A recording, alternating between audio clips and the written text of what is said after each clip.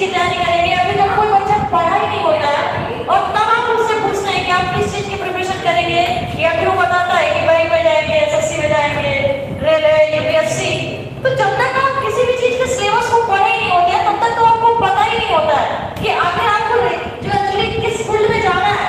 लेकिन जब आप क्या करते हैं कि किसी न किसी पैटर्न को जब पूरे सिलेबस को एक बार पढ़ते हैं, और एक बार सिलेबस को पढ़ने का मतलब कि आप एसएससी के ही सिलेबस को उठा लिए तो कॉमन होता है।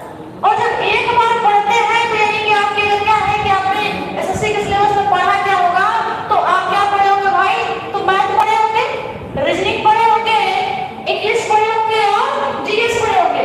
यही तो 4 सब्जेक्ट पढ़ते हैं एसएससी में। और इसमें से अगर आपका मैथ अच्छा हो गया और इंग्लिश अच्छी हो गई तब आप बताते हैं कि हम तो बैंक एग्जाम के लिए एलिजिबल है, एयरफोर्स के लिए भी है, नेवी के लिए भी है, यानी कि कई सारे ऐसे बनते एग्जाम।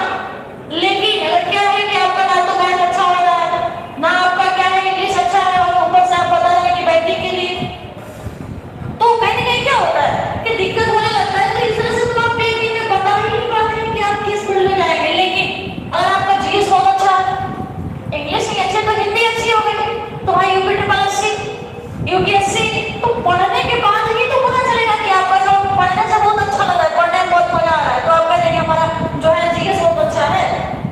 ये नहीं होता है। जब आप प्रैक्टिस सेट लेके बैठे और 25 क्वेश्चन मैथ के लेके बैठे हैं और एक साल मैथ में आपने पढ़ा है, तो जब 25 क्वेश्चन में से आप 17 क्वेश्चन, 18 क्वेश्चन, 20 क्वेश्चन सही कर ले रहे हैं, तब आप मानेंगे कि आपका मैथ क्या है, अच्छा। या फिर अगर क्या है कि आप जीएस के क्वेश्चन लेते हैं और 25, क्योंकि एसएससी का एग्जाम होता है तो प्री वाले में सभी क्वेश्चन तो आता है, तो 100 क्वेश्चन में से अब इसी में से क्या होगा, तो 25 क्वेश्चन जो होगा क्या होगा, रीजनिंग का हो जाएगा। 25 क्वेश्चन किसके, मैथ के हो जाएंगे, और 25 क्वेश्चन किसके भाई, इंग्लिश हो जाएगा। 25 क्वेश्चन किसके, जनरल स्टडी के। तो इस 25 में से अगर आप क्या करते हैं कि इसमें 25 को हाँ रीजनिंग है भाई, 24 कह सकते हैं, अगर बहुत अच्छे से पढ़े तो 25 भी कह सकते हैं। एक बार अगर कंसेप्ट क्लियर हो जाता है तो रीजनिंग तो कोई भी पढ़ लेता है अच्छे से। तो ये अगर देखते हैं तो ये क्या हो गया, आपका रीजनिंग अच्छा है, और रीजनिंग तो किसी का भी अच्छा हो जाता है थोड़ा सा मेहनत कर ले तो, ठीक है। रही बात आपकी क्या, तो मैथ्स की, तो मैथ में भी अगर आप 20 प्लस है तो बढ़िया है, आप मानते हैं कि किसी का बहुत अच्छा है तो हो जाए। लेकिन अगर 20 क्वेश्चन भी 25 क्वेश्चन में से 20 क्वेश्चन भी आप सही कर ले जा रहे हैं तो यानी कि क्या है आपका मैथ अच्छा। तो जो सब्जेक्ट आपका अच्छा होगा, या फिर अगर आप क्या इंग्लिश की बात करते हैं तो इसमें भी जिसमें भी अगर 20 प्लस जा रहे हैं या कहीं ना कहीं 18 19 के आगे पहुंचे हैं तो कहीं ना कहीं वो सब्जेक्ट आपका क्या है अच्छा। और जो सब्जेक्ट आपका क्या है स्ट्रॉन्ग होता है उसके बेस पे डिसाइड किया जाता है कि आप किस फील्ड में जाएंगे और किस फील्ड में नहीं जाएंगे। अब क्या है कि जिनका इंग्लिश कहेंगे कि इंग्लिश फोन नहीं कर पाएंगे भाई दिक्कत है, तो कोई बात नहीं, हिंदी है ना आपके लिए, हिंदी है बहुत चीजें। तो बैंकिंग वाला छोड़ दीजिए, एसएससी के एग्जाम को छोड़ दीजिए, क्योंकि एसएससी का प्री तो आप क्वालिफाई कर लेंगे, लेकिन जैसे मेंस में जाएंगे तो मेंस जो होता है उसका क्या है, तो इंग्लिश और मैथ ही आता है। तो अगर इंग्लिश मैथ नहीं आ रहा है तो आपको दिक्कत हो जाएगी फिर आगे चल के। तो इसलिए ज्यादा अच्छा होगा कि भाई अगर ये मैथ इंग्लिश नहीं आ रही है तो उनको एसएससी वाला एग्जाम ही छोड़ देना, दूसरे एग्जाम की तैयारी कर लेंगे, पेट बैठा हुआ है यूपी ट्रिपल एससी। लेकिन एक साल जो आपने इंग्लिश पढ़ा, तो अगर इंग्लिश के आप 25 क्वेश्चन लेंगे तो 25 क्वेश्चन में से 5 क्वेश्चन, 8 क्वेश्चन, 10 क्वेश्चन तो कर लेंगे, गिरी हालत में भी कर लेंगे, पढ़ा है आपने तो बस 10 क्वेश्चन तो बाकी एग्जाम के लिए आपके काम आ जाएंगे, बाकी एग्जाम के लिए भी तो काम आ जाएंगे, क्योंकि कोई ऐसा एग्जाम है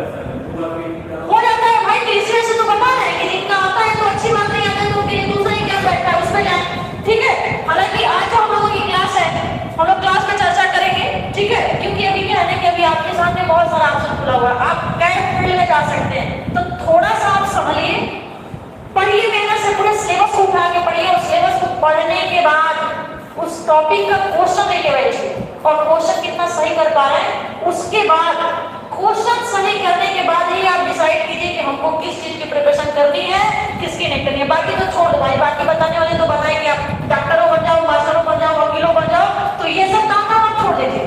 आप खुद अपने आप को डिसाइड कीजिए कि हम क्या करेंगे और क्या कर सकते हैं, क्या नहीं कर सकते। वहां क्वेश्चन को आप पेपर में बैठे एग्जाम में क्या कोई थर्ड पर्सन याद आता है क्या? कुछ नहीं, उतना आसान काम जो जहाँ पे होता है ना एग्जाम हॉल में, उतना आसान कभी जिंदगी में नहीं होते हैं, कोई नहीं दिखता है। तो उस समय से बैठ के आप अपने आप को डिसाइड कीजिए कि हमको किस फील्ड में जाना है और जिस फील्ड में आप अच्छा कर सकते हैं। करने के लिए बहुत काम है दुनिया में, समझ रहे हैं ना? दुनिया का जो ऑल वर्क है पूरा वेरी सिंपल होता है, बट नॉट इजी। कोई काम जो है वो इजी नहीं है, सिंपल तो सब है लेकिन वो इजी नहीं है। तो आप मेरे ख्याल से यही मेरा एक सजेशन है आपके लिए कि आप अपने आप को पढ़ के पहले परखिए। अब कुछ लोग हैं देखिए एग्जाम देने के बाद सोच रहे कि अब तो क्या पढ़ना, बहुत कुछ पढ़ लिए। और हम लोग भी देखे थे कि हम लोग बहुत जल्दी जल्दी जब पढ़ रहे थे चीजों को तो क्या कर रहे थे कि कई सारे ऐसे चीजें थी जिसमें हम लोग बस क्या कर रहे थे भाई ऑनलाइन डिस्कस किए जा रहे थे, किसी ने कुछ क्वेश्चन पे ही चर्चा हो पा रही थी। क्या कोई टॉपिक आप अच्छे से पढ़ पाए थे? टॉपिक में चर्चा नहीं हुई थी, हर टॉपिक हम लोग टच करते हुए क्या करते, जल्दी से सोच रहे थे कि आपका सिलेबस है वो क्या हो जाए, कवर हो जाए और आराम से पढ़ने की बारी तो बच्चे गायब।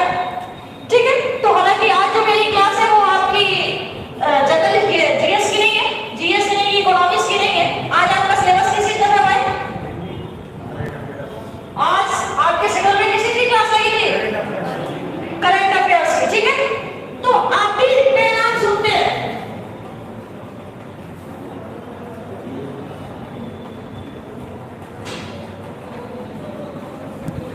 केवल ऐसे सुनते हैं आप। ठीक है, general study, general awareness, current affairs, ऐसे कर करके क्या बात है लोग आपको जीके भी बताते हैं, क्या बात जीके जीएस दोनों बताते हैं।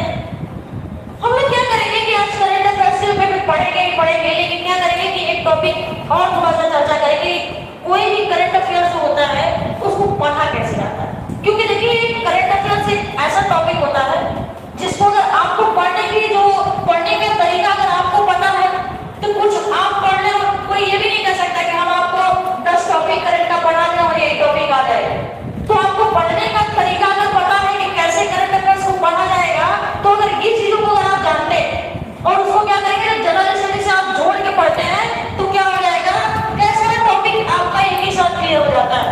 तो ये सब जो आप तीनों देख रहे हैं ये सारे के सारे एक ही जैसा है या अलग अलग है? सब एक ही है या फिर अलग अलग है? अलग अलग होता है तो क्या फर्क होता है? सब एक ही है। कुछ लोगों का मानना है कि सब एक ही होता है, तो इसमें ध्यान दीजिएगा कि जब आप क्या करते हैं जनरल स्टडी की बात करते हैं तो जनरल स्टडी में लगभग आपको कितने सब्जेक्ट पढ़ना है? तो जीएस का नाम लेते हैं तो बहुत ज्यादा पढ़ना है, बहुत ज्यादा पढ़ना है। तो बहुत ज्यादा वाली बात नहीं, ऐसा नहीं है कि इसका सिलेबस ही नहीं खत्म होगा। जनरल स्टडी में आपको कितने सब्जेक्ट पढ़ने होते हैं? तो 5 सब्जेक्ट। क्या क्या भाई?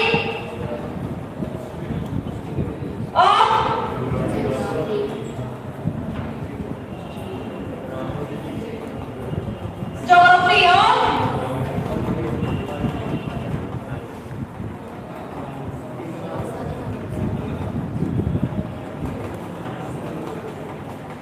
और आपका साइंस, यानी कि जो साइंस होता है, क्या जीएस का मतलब तो लोग जनरल साइंस भी कहते हैं। तो साइंस में क्या भाई? तो साइंस में आपका क्या हो जाता है? फिजिक्स, केमिस्ट्री और बायो, यानी कि तीनों जो साइंस है। तो साइंस में यानी कि जनरल साइंस पढ़ना होता है, जनरल साइंस में क्या है? तीनों को पढ़ना होता है। अगर आप क्या है ध्यान दीजिए थोड़ा सा कैसे हम लोगों को करंट अफेयर्स पढ़ना है।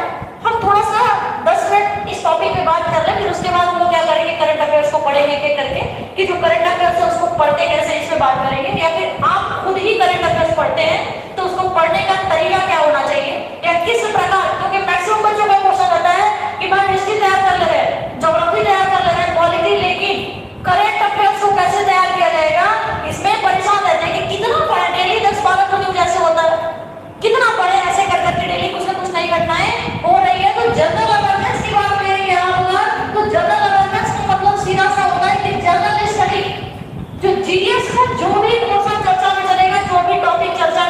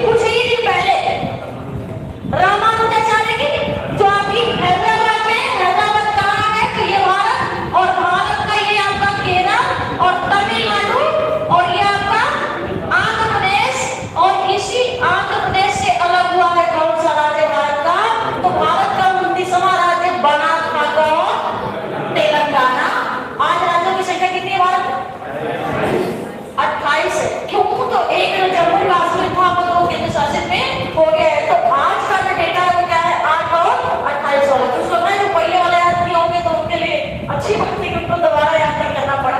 ठीक है, तो ये जो दिख रहा है ना आपको तेलंगाना, तो यही पे क्या है कि तेलंगाना ये हैदराबाद, और इसी हैदराबाद में क्या किया गया कि रामानुजाचार्य के प्रतिमा का क्या किया गया, अनावरण किया। जिस दिन किया गया था उस दिन करंट का पता लग गया, लेकिन अब आज उसको आप इतिहास में पढ़े जाएंगे कि नहीं पढ़े जाएंगे। तो कोई भी ऐसी घटना, तमाम घटनाएं किसकी प्रतिमा थी, वो तो रामानुजाचार्य की। रामानुजाचार्य जो है किस क्षेत्र से थे, तो मैथ से या फिर जो रामानुजाचार्य की प्रतिमा बनी है इसका नाम क्या है, तो स्टैचू ऑफ इक्वलिटी। तो अब क्या है कि इस पॉइंट ऑफ व्यू से क्वेश्चन बन रहा है कि नहीं बन रहा है, तो जिस दिन हो रहा है वो तो करेक्ट था, लेकिन कहीं ना कहीं ये चीजें क्या हो गई कि धीरे धीरे इतिहास में भी कन्वर्ट होने लगी। एक दो नहीं, आप वही के सामने तमाम घटनाएं बनती जाती है। और जैसे हमने हाँ, तो तमाम ऐसी चीजें हैं जो क्या है कि स्टैचू ऑफ यूनिटी या फिर जो भी है, तो तमाम चीजें क्या हो रही है कि वो आज बड़ी हो रही है, कहीं ना कहीं वो क्या है इतिहास से भी जुड़ा हुआ। अभी पूछ रहे कि लौह पुरुष किसको कहते थे, तो वो आपसे इसलिए नहीं पूछ रहे कि इतिहास पूछ रहा है, क्योंकि उनकी प्रतिमा बनी और वही बना तो धीरे धीरे क्या हुआ, रिकॉर्ड भी बनाया। तो कहीं ना कहीं इतिहास से जुड़ा था कि नहीं जुड़ा था, उनको हिस्ट्री में भी आप पढ़ते हो। दूसरी बात क्या है, तो ज्योग्राफी, जो भूगोल होता है, कहेंगे कि ज्योग्राफी का करंट अफेयर्स कैसा होता है, या भूगोल जो है इसका करंट अफेयर्स कैसे पढ़ेंगे, तो याद रखिएगा कि जो भी न्यूज चर्चा में चलेगी, आप एक काम कीजिएगा कि उसको जर्नल स्टडी से जोड़ने का काम कीजिएगा। अब जैसे सरदार वल्लभ भाई पटेल रामानुजन को बताएं तो आप उनकी हिस्ट्री के बारे में थोड़ा सा पढ़ लीजिए। अब जैसे ज्योग्राफी की बात करेंगे तो कहेंगे कि ज्योग्राफी तो बिल्कुल क्या है भाई, ये पृथ्वी के विभिन्न तत्व यानी कि स्थल, जल, वायु और जल, पृथ्वी के कौन कौन से तत्व, तो एक आपका स्थल, दूसरा और तीसरा वायु, और सबसे मिला के क्या होना, यानी कि आपका लिथोस्फीयर, आपका हाइड्रोस्फीयर और आपका एटमॉस्फेयर और बायोस्फीयर, यानी कि आपका स्थल मंडल, जल मंडल और वायुमंडल, और सबके संयोग से क्या बना, जैव मंडल। ज्योग्राफी क्या होती है, तो भाई इन चार तत्वों का ही तो मानव के सापेक्ष अध्ययन है।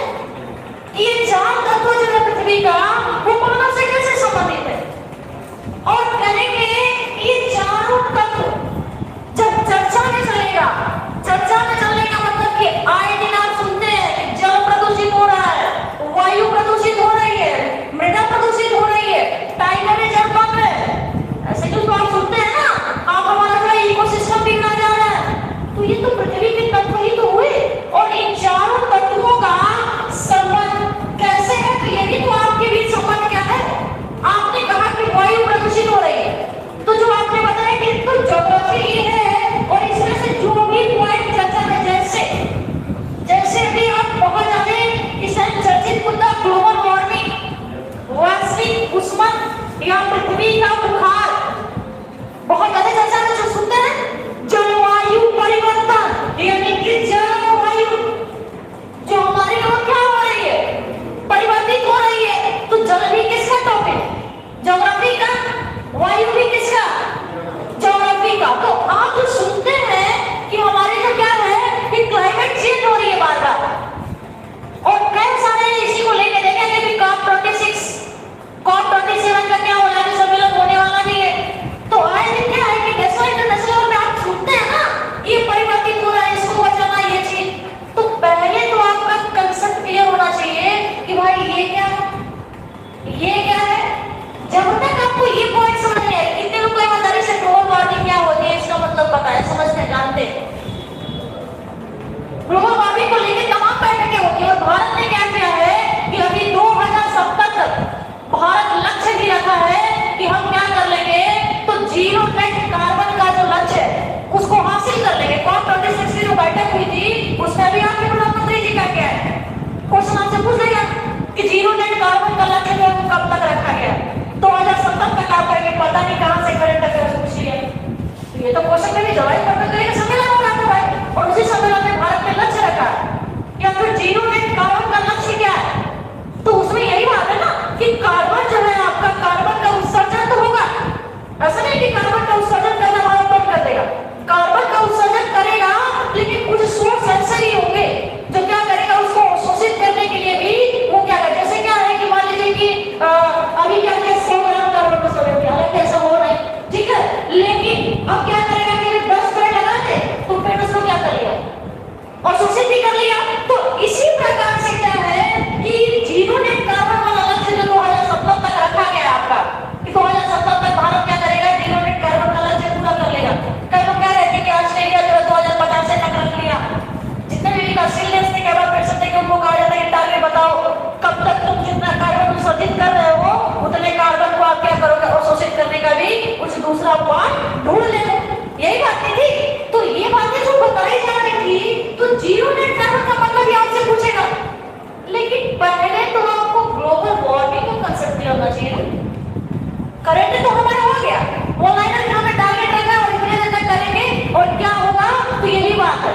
लेकिन पृथ्वी का तापमान बढ़ना या पृथ्वी का बुखार, कहते हैं आपको बुखार आने का मतलब क्या भाई, जो आपका जो बॉडी है क्या हो, थोड़ी सी टेंपरेचर इसका बढ़ गया, तो यही बात हुई ना। तो ये इसी तरह से पृथ्वी का भी बुखार, तो पृथ्वी का तापमान कैसे बढ़ता है। देखिए इतना क्वेश्चन ग्लोबल वार्मिंग से आप किसी भी एग्जाम में चले जाइए, मेरे ख्याल से एक क्वेश्चन ग्लोबल वार्मिंग से। और क्यों ग्लोबल वार्मिंग से क्वेश्चन ज्यादा रहता है, तो रीजन है कि आए दिन इसमें चर्चा चल रही है, ये चर्चा का विषय रहता है। इसी वजह से क्या है, ग्लोबल वार्मिंग से क्वेश्चन ज्यादा आते हैं। इनका कहना था कि CFC जो गैस है, कार्बन क्लोरोफ्लोरो है, ये क्या है, तो ग्लोबल वार्मिंग के लिए जिम्मेदार गैस। अगर ये नहीं इसका उत्सर्जन होता तो ग्लोबल वार्मिंग नहीं होती। हालांकि अभी आपका बस बात सुन रहे हैं, कोई और सही नहीं है, अभी उनका बात सुन रहे हैं, कमाल ही आपकी बात है। और कोई बताएगा क्यों पृथ्वी को बुखार आ रहा है, भाई आपको बुखार आता है तो क्यों आता है, जानते हैं? पेड़ों की कटाई की वजह से CFC गैस बढ़ रहा है, ऑक्सीजन लेवल कम हुआ। मानते हैं कि पेड़ों की कटाई कारण है तापमान बढ़ने का, लेकिन सबसे बड़ा रीजन यही अकेले नहीं हो सकता है बहुत सारा है और चीज बहुत से। कार्बन डाइऑक्साइड जो है वो क्या हो रहा है आपके वायुमंडल में, बढ़ रहा है। और कोई अपने मन से सोचिए, हम लोग देखिए, हम लोग समझ रहे हैं बस कि कैसे पढ़ा जाता है, हम लोग पढ़ नहीं रहे किसी भी कंसेप्ट को, कैसे एक क्वेश्चन से कई क्वेश्चन कैसे बनाएंगे, इस पैटर्न को समझ रहे हैं। कोई और क्यों बढ़ रहा है, तापमान क्यों बढ़ रहा है, इतनी गर्मी क्यों, कोई और रीजन? हाँ बहुत सही, इतना भी आराम से निपटे। देखिए हम सबका बस सुन रहे हैं, सारे में चर्चा करने वाले हैं एक एक पे, और ऐसा है कि सारे से पॉइंट ऑप्शन में भी सारा वही आपको बता रहे हैं जो कॉम्पिटिशन में ऑप्शन भी आता है। हाँ नाइट्रस ऑक्साइड, उसका तो और कोई मतलब दूर तक नहीं है। और कहाँ हंस रहे तो तापमान बढ़ जाएगा पृथ्वी का, ऐसा होता तो सब दांते दांते करा देंगे सरकार। और कोई और ऐसे याद आ रहा है, सल्फर डाइऑक्साइड ना, साथ सल्फ्यूरिक एसिड जो होती है वो तो अम्ल वर्षा के लिए बता रहे भाई।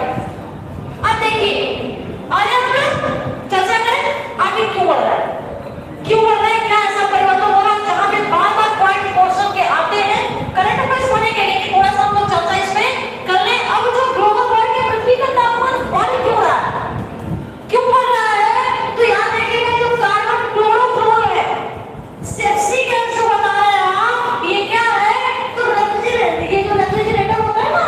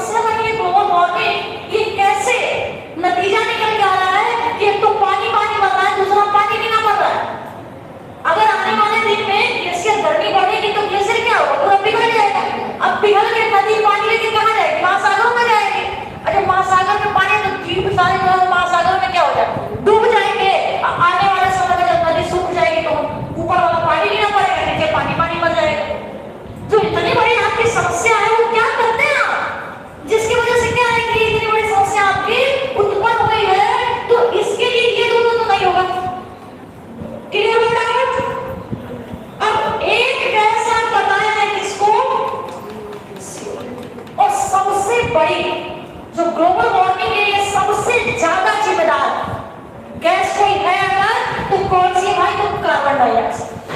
अकेले नहीं, इसके अलावा और भी सारा है। जब ये ऑप्शन में नहीं होगा तो आप क्या करेंगे? तो green house gas, global warming के लिए जिम्मेदार गैसें कौन सी है? तो भाई एक तो कार्बन डाइऑक्साइड और दूसरी कौन सी? अब देखिए ये तो हमारा ऑनलाइन रटना हो गया और रटा हुआ चीज बहुत जल्दी हमारी क्या होगी? अब हमारा अगर कंसेप्ट क्लियर रहेगा तो तुम क्वेश्चन ना क्वेश्चन कबाब भी बनाओ तो कोई दिक्कत नहीं। ऐसा होता है। अब इसमें क्या है कि देखेंगे कि दो ही पॉइंट ज्यादा जिम्मेदार है होने के लिए, हालांकि और सारी जैसे नहीं जिम्मेदार लेकिन ज्यादा, और इन दोनों में से एक को लगाना हो तो किसको लगाएंगे? कार्बन डाइऑक्साइड को लगाएंगे। दोनों में से एक को चुनना है तो दोनों आगे ऑप्शन है ना, तो इसको लगाएंगे। और कहीं तीसरा ऑप्शन आ गया कि दोनों, तो हमारी मजबूरी है दोनों को लगाना। लेकिन आपके पृथ्वी को बुखार इन दोनों गैसों की इतनी हिम्मत की कैसे ला दे रही है? पृथ्वी के तापमान को पूरी बढ़ा रही है और कैसे बढ़ा रही है? इस बात को थोड़ा सा ध्यान दीजिएगा। अब क्या है कि ये पूरी पृथ्वी है ना, नीचे वाली पूरी, और अब क्या है कि पृथ्वी के वायुमंडल में कितना % आपका कार्बन पाया जाता है? कुछ भी बताएंगे? एक क्वेश्चन ये भी कि हमारे वायुमंडल में कार्बन की मात्रा कितनी? तो 0.13% सबसे ज्यादा तो नाइट्रोजन है, ठीक है, उसके बाद फिर ऑक्सीजन आएंगे। सारे पॉइंट आएंगे, आप पहले देखें क्या बुखार है, इसको क्या मैटर है, कैसे ये काम करते हैं, इस बात को क्लियर करते हैं। अब बताइए कितना पाया जाता है? अब रीजन क्या होता है कि जो CO2 है ना वो क्या करता है? अब पृथ्वी की ऊर्जा का स्रोत पृथ्वी का खुद का प्रकाश है, खुद की एनर्जी है पृथ्वी की नहीं भाई, ये किसके प्रकाश से प्रकाशित होती है? याद रखिएगा कि पृथ्वी एक ऐसा, अब ग्रहों की डेफिनेशन भी यही होती है जो अभी पढ़े हो गया। तो ये जो क्या है कि पृथ्वी खुद का सूर्य से ही प्रकाश देती है। तो भाई सूर्य से तो आने वाली किरण, बहुत सारी किरण सूर्य से आ रही है, इसको आप क्या कहते हैं? सूर्य से आने वाली किरणों को आप क्या कहते हैं? शॉर्ट वेव्स, लघु तरंग।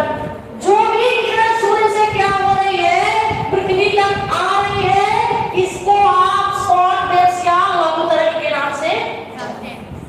एक क्वेश्चन ये भी होता है, अब ध्यान दीजिएगा कि क्या जितनी भी एनर्जी पृथ्वी को दिन भर में मिलती है उतना पृथ्वी अपने पास रख लेती है, कुछ रिटर्न भी करती है?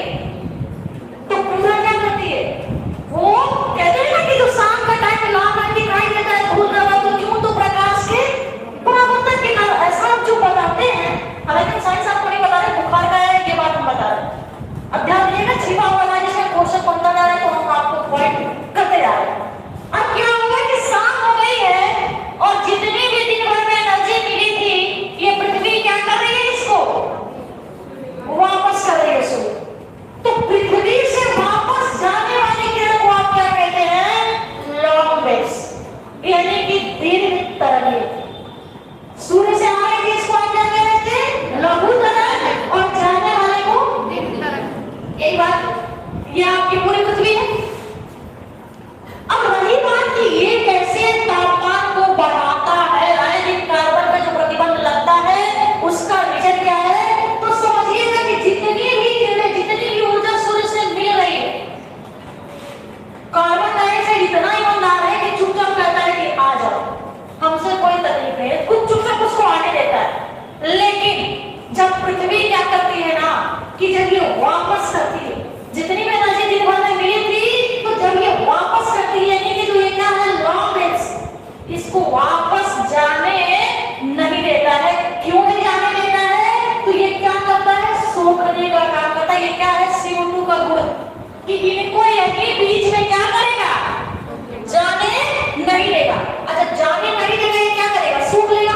तो जितना ज्यादा आपके वायुमंडल में कार्बन की मात्रा होगी उतना ज्यादा, ये जितना ज्यादा करेगा उतना ज्यादा क्या करेगा? इसको सूखेगा।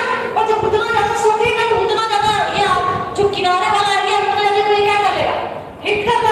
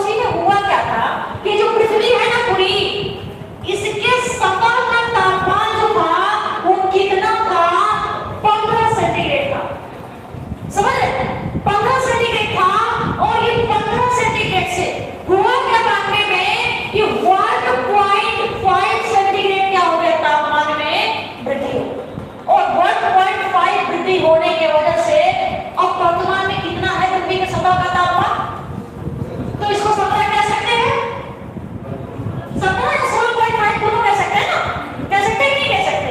तो यदि कि इतना है, हो सकता है कि आपसे क्वेश्चन अभी पूछो ही पूरे टाइम में, हालांकि आप कहेंगे कि दैनिक तापमान तो डेली बढ़ता बता रहा है, कुछ और बता रही, आप 17 बता रही, हालांकि ये कनाडा में टेम्परेचर के नीचे के पृथ्वी के सतह का तापमान। आप जलवायु परिवर्तन की बात करते हैं ना, ग्लोबल वार्मिंग के लिए जो आप मानते हैं, तो जलवायु तो ज्यादा दिन लंबा समय 30 से 35 साल में जो परिवर्तित होती है वो ना हमने लॉन्ग टर्म वाली। तो अब ये बताइए कि ये तापमान बढ़ता है और क्यों बढ़ता है, ये पता चल गया। अब क्वेश्चन के बारे से पूछता है कि हमारे वायुमंडल में कौन सी ऐसी गैस है जिसको पृथ्वी का कंबल कहा जाता है। तो समझ रहे हैं ना, जितना ज्यादा ये गर्मी को सोखो, आपको कंबल क्या करता है भाई, गर्मी ही देता है ना। याद रखिएगा कि अगर आपके वायुमंडल से CO2 को हटा देंगे, सबसे पहले तो मर जाएंगे ठंडी से, क्योंकि सांस में उतनी एनर्जी। आपने सुना होगा कि बुध में कोई ग्रह ये जीवन के लिए सबसे ज्यादा तो दिन में इतना ज्यादा तापमान होता है, रात एकदम ठंडी हो जाती है, CO2 ही नहीं है, जबकि सूर्य से सबसे नजदीक बुध है। सौरमंडल में सबसे गर्म ग्रह की जब बात करते हैं तो शुक्र को लगाते हैं, क्यों, तो उसके वायुमंडल में 90 से 95% तक क्या है, CO2। इस वजह से आप क्या करते हैं, शुक्र को लगाते हैं सही में। तो अब रीजन यही है, तो आप मेरे ख्याल से समझ गए होंगे कि CO2 कैसे जिम्मेदार है पृथ्वी के तापमान को बढ़ाने में। जो भी आपका 6, 7 या 8, 10 क्वेश्चन होगा वो तो ऑनलाइन चलाइए, इसमें से बीच में जहां से बनता होगा, लेकिन जिम्मेदार कैसे, ये कंसेप्ट आपका क्लियर हो गया डाउट है किसी के इसमें। अब दूसरी बात क्या है कि एक हमने बताया आपको ग्रीन हाउस गैस, ये भी क्या है, पृथ्वी के तापमान को बढ़ाने के लिए जिम्मेदार है, ग्लोबल वार्मिंग के लिए जिम्मेदार गैस है। तो कहेंगे ये क्या होता है, ग्रीन हाउस गैस किसे कहा जाता है, कई बार आपसे ऐसे पूछ रहा है। तो एक बात बताइए, एक पौधा वो जानता है क्या, वो तो जिस क्लाइमेट में, जैसे क्लाइमेट उसको चाहिए वैसा ही तो होगा। एक पौधे के विकास के लिए अगर गर्मी का पौधा है तो गर्मी में होगा, ठंडी का पौधा है तो ठंडी में होगा। फिर आप साल भर मटर कैसे खाते हैं, अभी गाजर की सीजन नहीं है तभी साल भर गाजर मिलता है आपको, साल भर भिंडी मिल रही है, पूरे साल आपको जो बिना मौसम की सब्जियां, बिना मौसम का फल जो आपको मिलता है, जिस फल की टाइम ही नहीं है वैसे वो भी मिल रहा है। तो रीजन क्या है, तो याद रखिएगा रीजन क्या है कि हम बड़े बड़े खेतों पे शीशे का क्या कर देते हैं, ये खेत है हमारा और इसमें पौधा है, और कोई पौधा गर्मी का और हमको ठंडी के महीने में उगाना है, हम इसमें क्या करते हैं, ऊपर शीशे का प्लांट लगाते हैं, और शीशे का प्लांट लगाते हैं और नीचे वो पौधा है। तो ये शीशे का भी गुण होता है, कैसे काम करता है, CO2 कहता है कि सूर्य से आने वाली किरण को आने देता है लेकिन जाने वापस नहीं देगा। तो बताइए ठंडी में भी गर्मी का पौधा होगा कि नहीं होगा, तो पौधा तो निकल गया लेकिन इतने जगह का तापमान बढ़ेगा कि नहीं बढ़ेगा। इसी गैस को आप क्या कहते हैं, ग्रीन हाउस गैस। बताइए तापमान पृथ्वी का बढ़ा रहा है कि नहीं बढ़ा रहा है, ये भी तो बढ़ा रहा है। तो ये कुछ चर्चित गैसें हैं, हालांकि ज्यादातर बिना मौसम की सब्जियां, बिना मौसम का फल आपके लिए खाने की इच्छा कब होती है, तो भाई पैसा। और आप सुने भी होंगे कि सबसे ज्यादा जो है CO2 का उत्सर्जन करने वाला देश या फिर ग्रीन हाउस गैसों का उत्सर्जन करने वाला देश, तो इसमें अमेरिका भी ऑप्शन में आता है, चीन आता है, आगे पीछे ये पॉइंट्स होते रहते हैं। हालांकि फिलहाल इस टाइम कौन है, तो अमेरिका ही। तो भाई पैसा है तभी तो आप मटर पनीर खाएंगे, तो काम तो पनीर से भी चल जाएगा, ऐसा नहीं होता है। और मटर कोई जरूरी नहीं है, लेकिन पैसा है तो चाहिए ही चाहिए, नहीं है तो कोई बात नहीं। मेरे ख्याल से आप देखे थे कि एक छोटा सा पॉइंट जब 2070 तक उसका लक्ष्य रखा गया। हाँ कुछ पूछना चाहते हैं,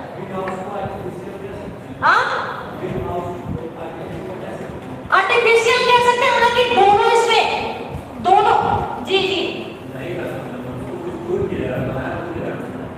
ये बात आपकी सही है, लेकिन जो ग्रीन हाउस शीशे का प्लांट तो आप वही लगा रहे हैं ना, तो ग्रीन हाउस भी तो जिम्मेदार है ग्लोबल वार्मिंग के लिए। दोनों कह सकते हैं, ये बातें करें, कुछ तो चीजें नेचुरल है, कुछ तो चीजें उसमें नेचुरल है, तो दोनों आप कह सकते हैं, ऐसे सिर्फ एक को कैसे कहेंगे। हालांकि अगर ऑप्शन ये नहीं आ जाएगा तो आपकी मजबूरी नेचुरल लगाना, लेकिन नेचुरल भी कैसा, इसमें क्या है कि क्या आप नहीं जिम्मेदार है। हम मानते हैं कि कुछ पॉइंट पर प्रकृति जिम्मेदार है और दोनों लोग कार्बन का उत्सर्जन करता है, कैसे, तो आप कहेंगे कि बताइए ज्वाला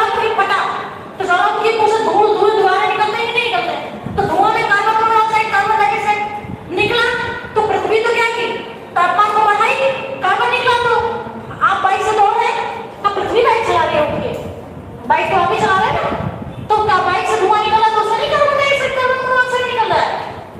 तो आप वही काम कीजिए जो कहते हैं ना कि हम 12 बजे आ रहे हैं खेत घूमने बाइक से, तो लाइटिंग आना तो मान लीजिए हो गया, पहले ना तो जो भी ना पहले तो बाइक से चले जा रहे हैं, खेत घूम के आते हैं, अब पानी आना देखना बाइक से ही जाते हैं। तो जितना कम से कम चीजों का आप यूज कर सके उतना कम से कम करें, क्योंकि आप देख रहे हैं और इतना बड़ा इफेक्ट पड़ेगा कि एक तो पानी में डूब के मर जाएगा और दूसरा पानी भी ना मरेगा, क्योंकि ग्लेशियर आने वाले दिन में जब तापमान बढ़े तो पिघल जाए, अब पानी बढ़ जाए। तो समझ रहे हैं इसको दोनों लोग, अब दोनों लोग का एग्जाम्पल भी मिल गया, तो दोनों कह सकते हैं। हालांकि इसमें क्या है कि कुछ नेचुरल भी है, कुछ आपका क्या है ह्यूमन भी है, दोनों बातें क्लियर। अब हम आपको बस एक न्यूज पढ़ा रहे थे कि आपका 2070 तक क्या किया गया था, लक्ष्य रखा गया है, लेकिन आप बताइए कि जितने भी पॉइंट पढ़े क्वेश्चन आया है कि नहीं आया। जब करंट अफेयर्स पढ़ने का लेवल आपका ये हो जाएगा ना तो पूछो कि हम 70 का तो लक्ष्य पढ़े, लेकिन आप बताइए कि 70 का 80 का दरवाज को लक्ष्य बताएगा, डेटा बताएगा, हम तो उसके पीछे नहीं चले जाएंगे, यही मैटर था। लेकिन जब तक कंसेप्ट नहीं क्लियर होता है ना तब तक आपको न्यूज को पढ़ने में क्या होती है, प्रॉब्लम होती है। तो कोई न्यूज, कोई नदी जब भी बात चल रहा है उसको पूरा रिकॉर्ड में देख लीजिए आप, कहाँ है पहले तो पहला काम आपको मैप रीडिंग जबरदस्त होनी चाहिए। मैप रीडिंग कहने का मतलब कोई भी न्यूज आप बिना मैप करना पड़े। कल सुनिए कि ब्रिटेन में अभी यूक्रेन और रशिया वाला क्राइसिस चल रहा था, कहाँ है पहले नशा होना चाहिए, उसको मैप में हम देखिए, ठीक है, तो मैप में उसको देखिए और कहाँ है उसकी लोकेशन देखिए, क्योंकि लोकेशन से आप एक चीज ढूंढने जाएंगे 4-5 क्वेश्चन क्या हो जाए वही मिल जाएगा आपको। क्लियर हुआ? ये बात ज्योग्राफी की न्यूज कैसे पढ़नी है क्लियर हो गया? पॉलिटी पे आ गया? क्यों बोल नहीं रहे भाई, समझ में नहीं आ रहा है क्या? जब पूरा पॉइंट है तो चर्चा किया जाए, थोड़े हम पढ़ना कैसे है, क्योंकि इस तरह से एक जगह से ना आपको बहुत सारा क्वेश्चन मिलेगा। अब पॉलिटी पे है, पॉलिटी कैसे पढ़ेंगे और फिर उसके बाद करंट अफेयर्स उसको कैसे ऐड करेंगे, क्यों पॉलिटी कैसे पढ़ेंगे? तो ये देखिए अगर राजनीति ये जो आप कहते हैं ना राजनीति पॉलिटिकल साइंस भी जो होता है ना आपका पॉलिटी जी, हाँ सिंधु जल समझौता, बहुत सही। अब देखिए सिंधु जैसे इनका न्यूज है, इनका बताने का मतलब है कि जो न्यूज है कैसे पढ़ेंगे। न्यूज आया कि अभी हाल ही में रिवॉल्व किया गया था 6 महीने पहले, सुने थे आप? तो ये क्या है कि किसी चीज को क्या कहते हैं जब समझौता अगर कोई दो देशों के बीच होता है, अपने राज्यों के ही बीच होता है, तो उसको कैसे पढ़े। हालांकि नदी को कैसे, नदी का विवाद चर्चा में चला और उसको ज्योग्राफी से कैसे ऐड करेंगे, ये बात सीधा सा मतलब है कि अभी सिंधु जल समझौता हुआ हाल ही में किन दो देशों के बीच, तो भारत और पाकिस्तान के बीच। ऐसा नहीं हो पड़े कि भैया 80% तुम यूज कर लो, 20% क्या कर ले हम यूज कर ले, ऐसी बात निकल के आई। तो अब पहला काम करेंगे आप कि देखेंगे कौन है सिंधु नदी, मैप देखना बताया था। अब मैप में जब देखेंगे तो ये ऐसे देखेंगे भारत वाला एरिया, और यही जो तिब्बत पड़ता है, तिब्बत की बहुत बड़ी सी झील है मानसरोवर झील, और इसी मानसरोवर झील में एक छोटा सा झील है चेमायुंगडुक झील, और इसी झील से निकलती है कौन सी नदी, सिंधु नदी। और ये जम्मू कश्मीर वाला एरिया है, लद्दाख कह लीजिए, जम्मू कश्मीर तक नीचे आ जाएगा ना, बीच में गए। हाँ तो ये कह लीजिए, तो ये इधर से आ रही है और ऊपर जो पूरा इधर निकल के आ गई, तो ये बीच वाला एरिया होना इतना ही तो पड़ रहा है, मैक्सिमम भाग तो इसका कुछ ठीक में पड़ रहा है। अब देखिए 2 पॉइंट देखिए, निकलती कहां से, मानसून चेमायुंगडुक झील, तिब्बत से, तिब्बत झील वाला, अच्छा फिर भारत में भी 2 देश, फिर पाकिस्तान में भी इधर जाम आ रही है, इधर अरब सागर में। तो देखिए आप इसका रास्ता फिर देखेंगे, ये पे झेलम, चेनाब, रावी, प्यास और सतलज झील से निकलेगी राजस्थान यहीं पे, और इसी से निकलेगी कौन, और ये फिर देखेंगे तो ये सभी नदियों को लेके सतलज आती है, और यहाँ पे सराय से सब जाता है पाकिस्तान में। फिर यहाँ पे मिठानकोट एक जगह है, और मिठानकोट में सबको सतलज लेके आती है, मिलने के बाद फाइनली बताइए इस न्यूज को ऐसे पढ़ना है, समझ लेना, जोड़ लिए ज्योग्राफी से। ठीक इसी प्रकार कावेरी जलवाद में घटना किन 2 राज्यों के बीच विभाजित है, तो बहती तो 3 राज्यों में,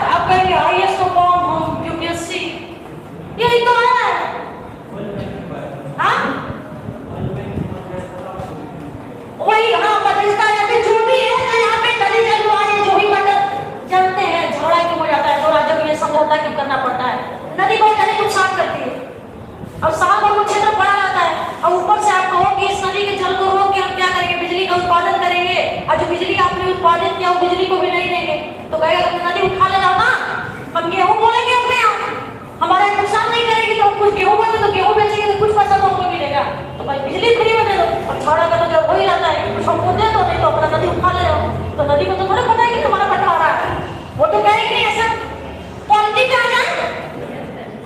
आपको कंफर्म हो गया कैसे जोड़ना है ज्योग्राफी से, क्यों इधर सही है, नहीं आ रहा है क्या भाई, नोट नहीं करवाएंगे क्या लग रहा है, ऐसे कुछ लग रहा है, बहुत जबरदस्त नींद आ रही है, ऐसा कुछ है। लेकिन नींद आने का रीजन दो होता है क्लास में, एक तो होता है बहुत अच्छा पढ़ रहे तब सो गए, या तो कुछ और नहीं आ रहा है तब सो गए।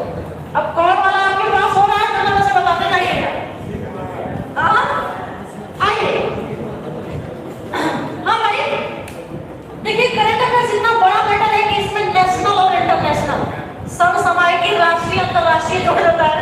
अब इतनी बड़ी थोड़ा दुनिया आ रही है, यहाँ पे पॉलिटिकल साइंस के साथ कैसे करंट अफेयर्स को जोड़ेंगे।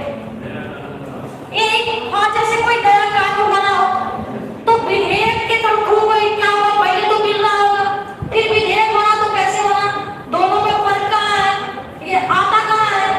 किसी भी चीज में हम रूल्स बनाना चाहते हैं तो कोई रूल बनाने के लिए अगर विधेयक को प्रस्तुत करना तो कहाँ हो, संसद में होगा। संसद में कौन कौन बैठा था, लोकसभा, राज्यसभा और राष्ट्रपति। पारित तो ये लोकसभा, राज्यसभा कर देगा, फाइनल सिग्नेचर जब राष्ट्रपति करेगा तो क्या बनेगा। तो कोई प्रोसेस हो जाए, जैसे अभी क्या है कि सुप्रीम कोर्ट के मुख्य न्यायाधीश अभी हाल ही में नियुक्ति हुई है, हाँ, तो डीवाई छोड़ के जो क्या हुई अभी नियुक्ति हुई, कौन के मुख्य न्यायाधीश बने हैं, कौन के बने भाई, कौन के। अब आप देखिए, ये तो ऑनलाइन का न्यूज हो, लेकिन जानते हैं इस टाइम अगर एग्जाम हुआ तो क्या करेगा आपसे, उनसे सारा जो सुप्रीम कोर्ट के मुख्य न्यायाधीश होते हैं ना, उनकी नियुक्ति से सारा क्वेश्चन पूछेगा कि उनका प्रोसेस क्या है। कोई व्यक्ति को अगर आप सुप्रीम कोर्ट का मुख्य न्यायाधीश नियुक्त करते हैं तो उनका कार्यकाल क्या है, इस तरह से ऐसे करके क्वेश्चन पूछेगा। या फिर पूछेगा कि कोई व्यक्ति कितने दिन तक रह सकता है, या किस हिसाब से उनकी नियुक्ति कौन करता है, कौन किया था उनकी नियुक्ति, किसके द्वारा सुप्रीम कोर्ट के मुख्य न्यायाधीश की नियुक्ति की जाती है भारत में, तो राष्ट्रपति के द्वारा, किसके सिफारिश में, जो पहले वाले होंगे, अकेले वाले के साथ इनको गलती हो जाए। देखिए अभी कॉलेजियम वाला भी बड़ा चर्चा में चल रहा है कि भारत में जो मुख्य न्यायाधीशों की नियुक्ति होगी वो किस प्रकार होगी, तो कॉलेजियम के हिसाब से होगी। कॉलेजियम कहने का मतलब कि भैया 4 जज ये होंगे और एक सुप्रीम कोर्ट के मुख्य न्यायाधीश होंगे, और ये लोग निर्णय लेंगे, सीनियर जज होंगे, और ये लोग निर्णय लेंगे कि भाई कौन वाला आगे वाला बंदा जो है वो क्या करेगा कि अभी इसमें इस पद पे जाएगा, तो ये लोग बताएंगे। तो उसके हिसाब से किसमें से, तो जो क्या है कि अभी कितने जजों की संख्या है सुप्रीम कोर्ट में, मुख्य न्यायाधीशों की जजों की संख्या 35 की 34। हाँ, कुछ लोग 35 भी बता रहे हैं। अब देखिए सारा पॉइंट पॉलिटिकल क्वेश्चन बता रहे हैं। अब इसमें 35 प्लस कितने हो, समझ रहे ना, तो ये अन्य न्यायाधीश है और ये मुख्य न्यायाधीश।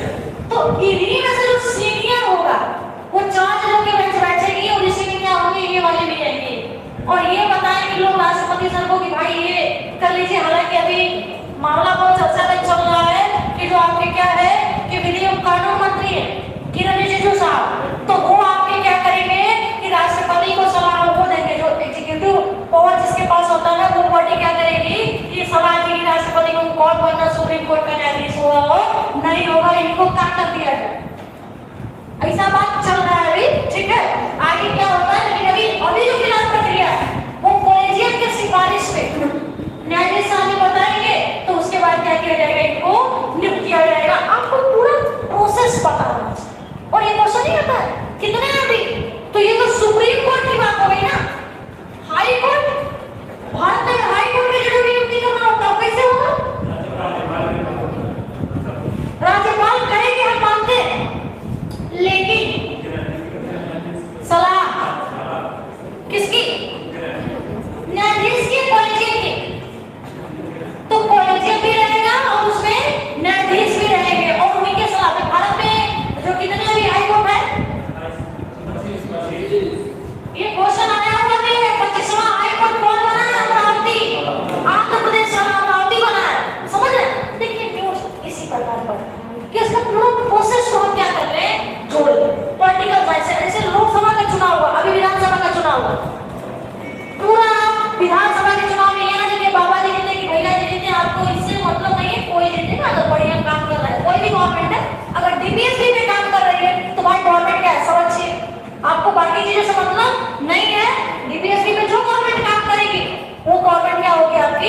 अच्छी होगी, लेकिन पता होना चाहिए कि भाई विधानसभा क्या है, विधानसभा का प्रोसेस क्या होता है, विधानमंडल में कौन कौन आएगा। जैसे सेंट्रल गवर्नमेंट में संसद थी, लोकसभा, राज्यसभा और राष्ट्रपति, तो विधानसभा विधान परिषद और राज्यपाल होंगे, जिसको आप राज्य का विधानमंडल भी कहते हैं। तो पूरा ये कंसेप्ट पता होना चाहिए, समझ रहे?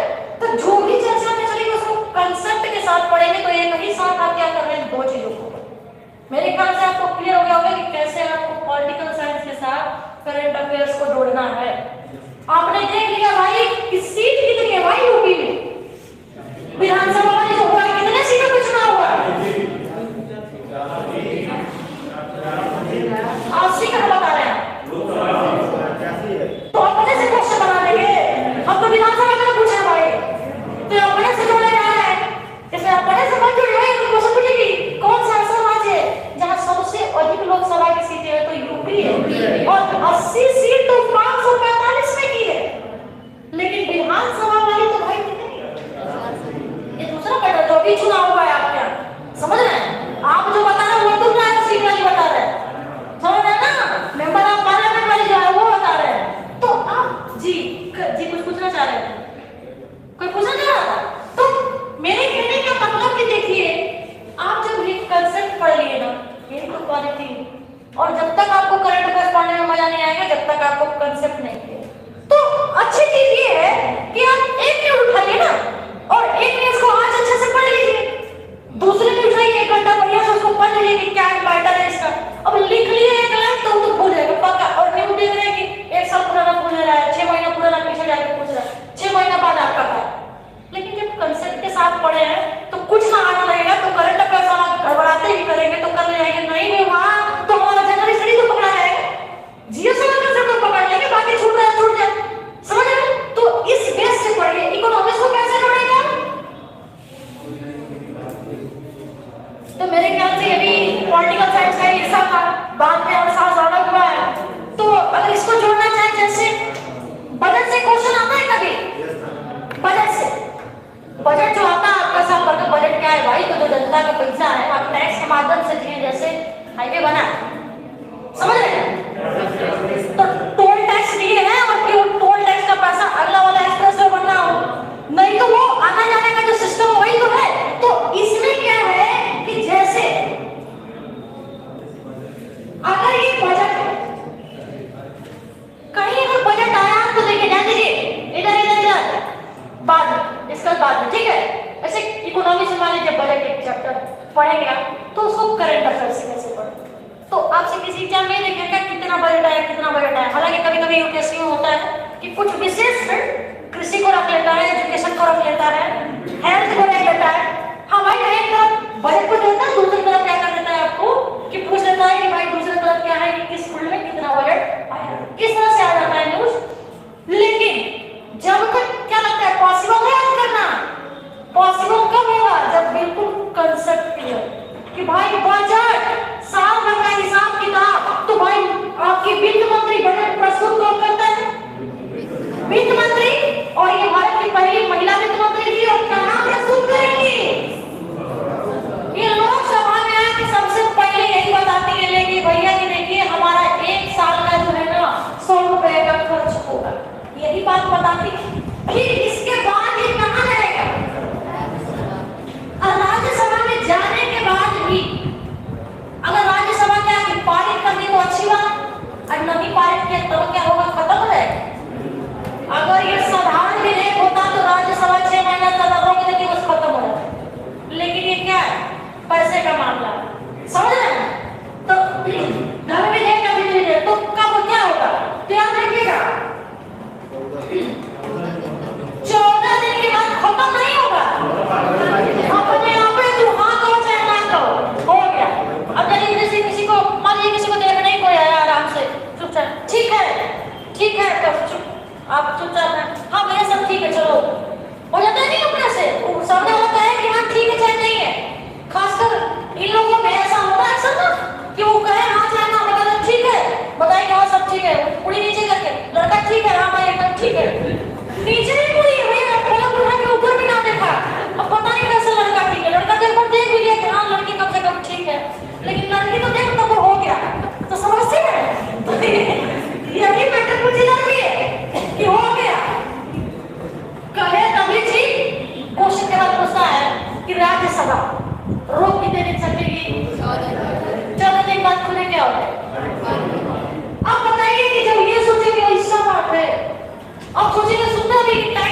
घट गया बढ़ गया। अभी देखिए कि ब्रिटेन के जो प्रधानमंत्री थे वो इस्तीफा दे दिए और रिजल्ट मिनी बजट।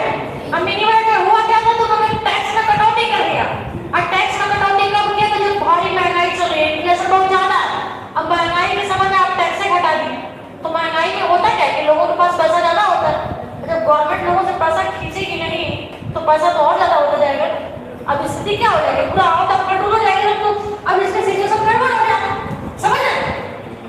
तो अब ध्यान दीजिए, अब इसी तरह से जब बजट आपको पढ़ना यहाँ पारित होगा, इसके बाद फिर विधानसभा में आएगा, फिर हमको विभागों में जाएगा, रक्षा मंत्रालय में, गृह मंत्रालय में, स्वास्थ्य मंत्रालय में, फिर उसके बाद तो हमको मिलेगा।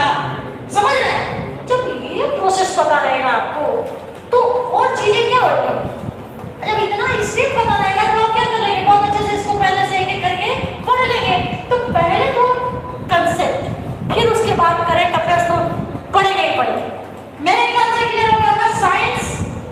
साइंस को कैसे करंट अफेयर्स से जोड़ेंगे, पॉज।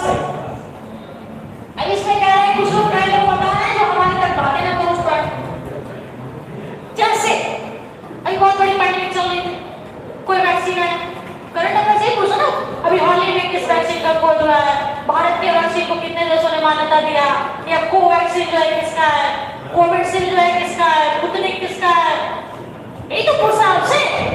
तो इस तरह से ऐसा ही क्वेश्चन आता है करंट अफेयर्स से। तो भाई क्या साइंस लिए तो है। अब इसी तरह से क्या है कि साइंस में फिजिक्स केमिस्ट्री के बाद तो कंसेप्ट तो पूछेगा ही, लेकिन अगर बात है कि साइंस में क्या भाई तो नई चीजें जो हो रही है अभी, तो इसमें क्या है कि देखिए जैसे आपका क्या एक संस्था आपकी कौन सी नाम सुने, इंडियन स्पेस रिसर्च ऑर्गेनाइजेशन। अब जैसे इसरो ने कुछ काम किया, जैसे क्या किया, कोई अभी उपग्रहों का प्रक्षेपण किया। अभी आप सुन रहे हैं कि पीएसएलवी की जगह क्या होगा, तो एनएसएलवी, ऐसे नाम सुन रहे थे। तो जैसे इसरो जो है वो क्या है, तो सबसे पहला क्या काम करना है कि इसरो का फुल फॉर्म देखिए, भैया करता क्या है। तो इसरो के लिए देखेंगे तो ये क्या है, तो इसरो भारत में क्या करता है भाई, तो भारत के क्या है, स्पेस में काम करने वाली एजेंसी और तमाम प्रकार के उपग्रहों को क्या करता है, ये लॉन्च करता है, पृथ्वी की कक्षा में क्या करता है, इसको स्थापित करता है। कैसे, कहां से करता है, तो ये केरल था, तमिलनाडु, और तमिलनाडु के ठीक ऊपर यहीं पे देखेंगे तो एक झील है जिसका नाम है पुलिकट झील। कहां है, तो आंध्र प्रदेश में पुलिकट झील है। और इसी पुलिकट झील में एक द्वीप है जिसका नाम क्या है, श्रीहरिकोटा द्वीप। समझ रहे?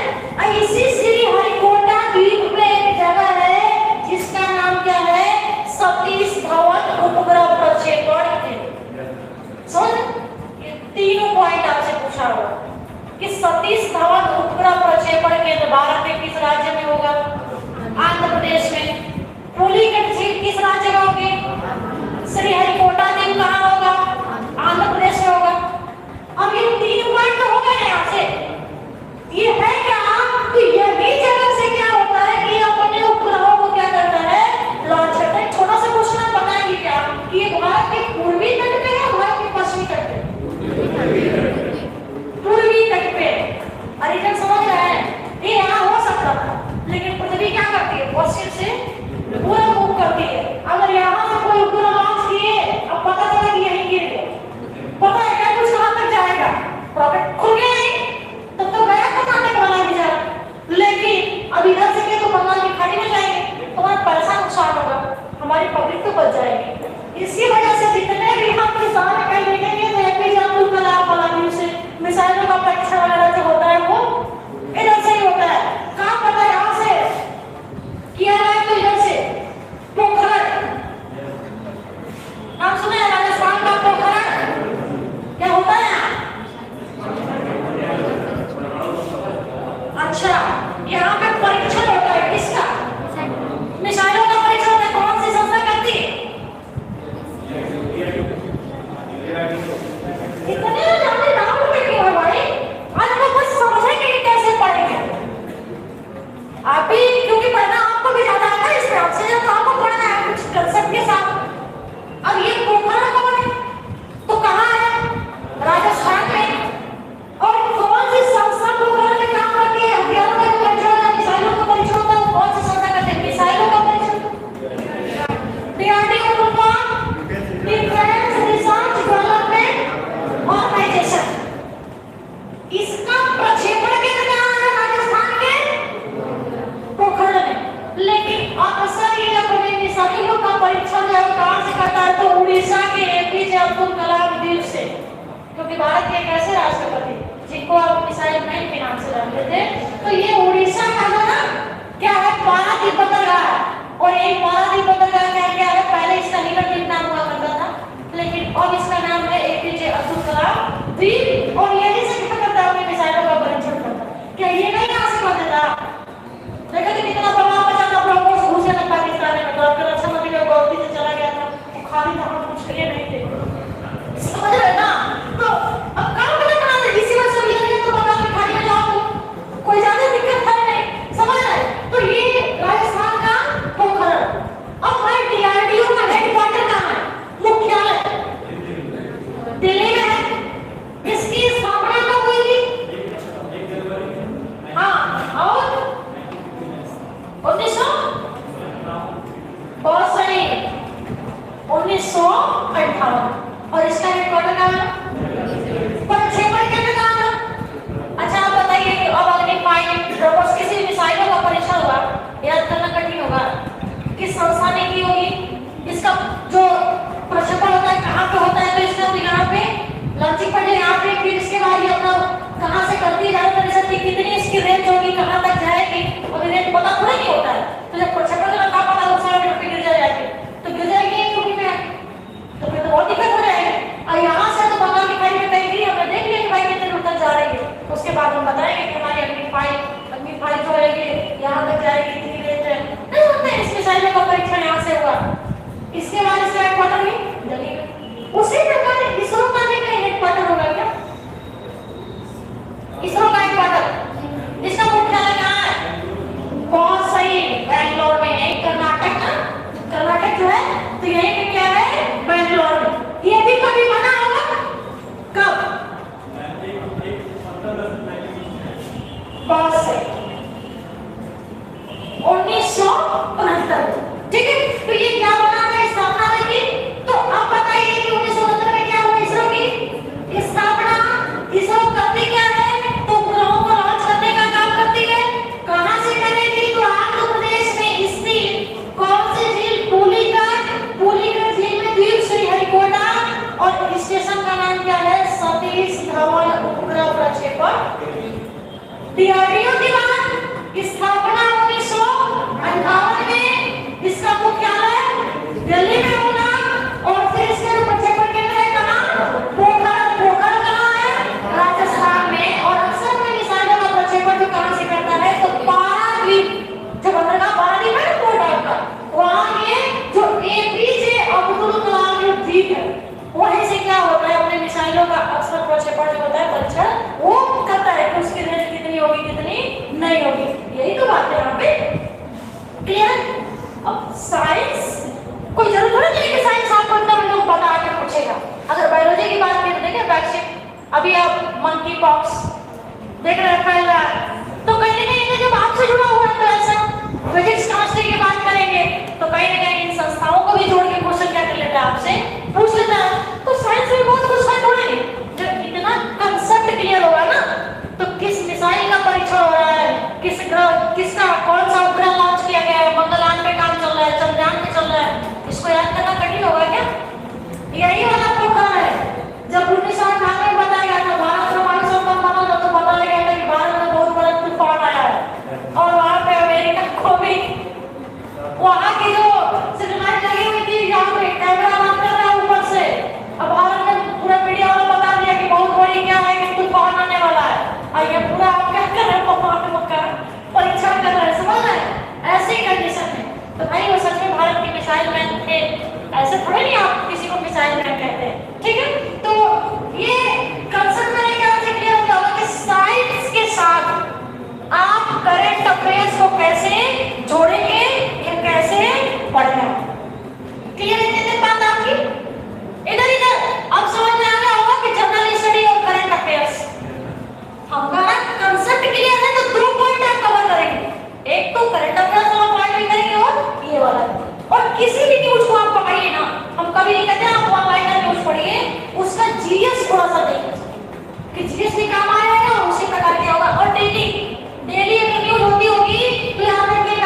कि डेली आपकी 2 से 3 न्यूज, इससे ज्यादा न्यूज भी नहीं होती आपके पढ़ने लायक।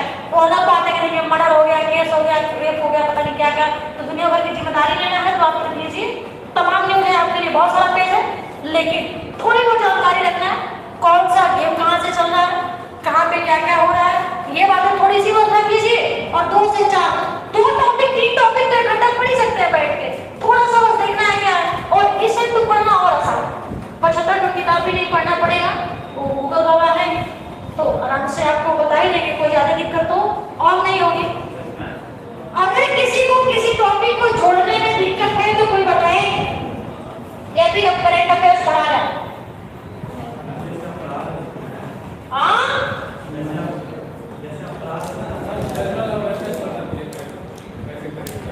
अब यही जो चर्चा में चलेगा, जो पॉइंट, जो जगह, कोई भी ऐसा कोई डे मनाया गया, अभी कुछ भी चला, थोड़ा सा आप उसको अपने लेवल पे भी समझिए, थोड़ा सा समाज के भी लेवल पे समझ लीजिए क्या अवसर, समझ रहे हैं क्या हमारा भी कुछ योगदान हो सकता है। अभी अंतर्राष्ट्रीय महिला दिवस कब, 8 मार्च को, राष्ट्रीय कि अंतर्राष्ट्रीय, कंफर्म है? अरे सभी जानते हैं फिर भी कहेंगे कि चुप रहते हैं पूछने पे, तो थोड़ा सा ये भी देख लीजिए कि कोई डे, देखिए कोई डे पृथ्वी दिवस कब मनाया था, मार्च, अप्रैल, कि जल दिवस के दिन मना देंगे आप, वही तो बता रहे हैं। हाँ, जैव विविधता दिवस, ओजोन दिवस, बहुत सही, सही तो हाँ सितंबर में तो सही बताया, फिर भी चुप हो गए, इनके बाद धीरे से बताएंगे क्या बता हमारा गलत हो। हाँ भाई तो सही बताया, फिर भी वो कहेंगे उसी दिन मार्केट में को खाना खत्म करता है, इसी वजह से आप क्या करते हैं उससे, तो कुछ देर ही बनाया जाता है। तो ओजोन दिवस क्यों मनाया जाएगा, उसको देख लीजिए, ठीक है। तो कोई जी हाँ हाँ हाँ उसी ये मनाया जाता है। नहीं 16 सितंबर को मॉन्ट्रियल प्रोटोकॉल भी हुआ, समझ रहे हैं? मॉन्ट्रियल प्रोटोकॉल जो है वो ओजोन छलक से संबंधित है। क्वेश्चन का भी पूछता है कि मॉन्ट्रियल प्रोटोकॉल का संबंध किससे है, तो ओजोन छलक को रोकने के लिए क्या किया गया था, उसको किया गया था। ऐसा भी आपको देखिए हमारा क्या हो रहा है कि ओजोन लेयर में छेद हो रहा है, उसको देखा गया था, दक्षिणी ध्रुव में देखा गया था, ठीक है। तो ऐसे भी क्वेश्चन आता है, तो जब इतना पकड़ लेंगे क्वेश्चन को ना, तो फिर तुम जहां से मर्जी वहां से पूछो, ठीक है। तो चलिए भाई कुछ 1-2 पॉइंट चर्चा किया जाए करेंट की। अभी तक तो हम लोग बस आराम से लेते हैं कि कैसे पढ़ा जाता है, किसी न्यूज को कैसे हम पढ़ें, और इस चीज को थोड़ा सा फॉलो करिए, क्योंकि डेली तो क्लास होती है, इतना पॉसिबल नहीं है कि आपको हमेशा क्लास लगे और हर बार आपको चीजें बताई जाए। कुछ पॉइंट जानते रहेंगे तो आप भी पढ़ेंगे थोड़ा सा, ठीक है। और थोड़ा सा आप पढ़ लेंगे, थोड़ा सा हम तो पढ़ेंगे, दोनों लोग तो पढ़ा देंगे, पढ़ लेंगे अच्छे से, ठीक है।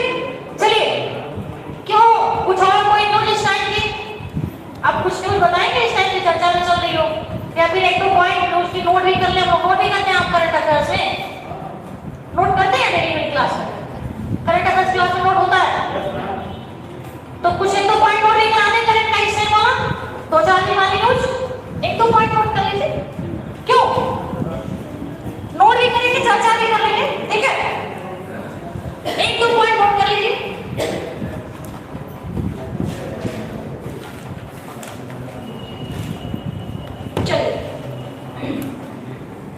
क्या हुआ, अभी डाउट ही चल रहा है क्या आप लोगों का? हाँ क्लियर है, चलिए लिखिएगा। हालांकि देखिए करंट अफेयर्स नोट करने के लिए ज्यादा जितना लेक्चर अब जितना हम आपको बता देंगे ना चीजों को, कैसा चीजों को एक ही साथ जोड़ के कितना कोई नोट करेगा। हालांकि 1-2 पॉइंट ज्यादा इंपॉर्टेंट है, उसको नोट कर लीजिए। हाँ लिखिएगा, लिखिए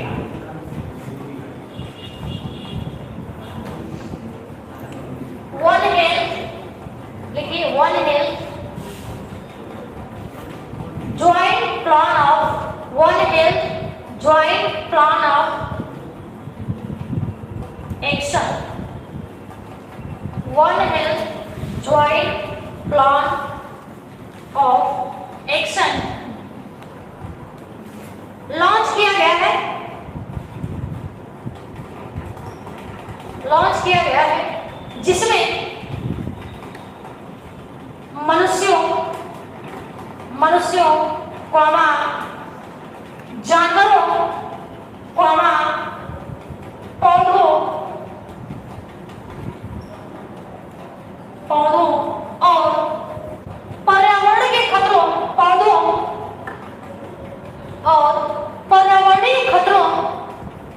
पर्यावरणीय खतरों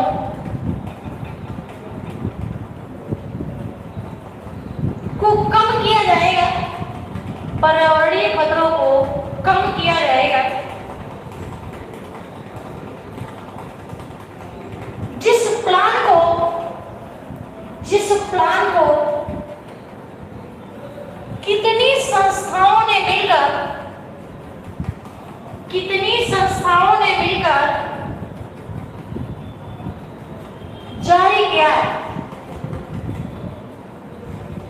या लॉन्च किया गया। कितनी संस्थाओं ने मिलकर इसको लॉन्च किया है, और ये भी मुद्दा क्या है आपका, क्लाइमेट चेंज, यानी कि एनवायरनमेंट से जुड़ा हुआ है। तो अगर वन लाइनर आपसे क्वेश्चन पूछ रहा है तो कितनी संस्था भाई जुड़ के काम की इसमें, 4। लेकिन बस ये वन लाइनर क्वेश्चन आपको जानने से नहीं होगा, ये 4 कौन सी संस्था है जो क्या किया है कि इन तीनों को मिला के एक ही साथ जारी किया है।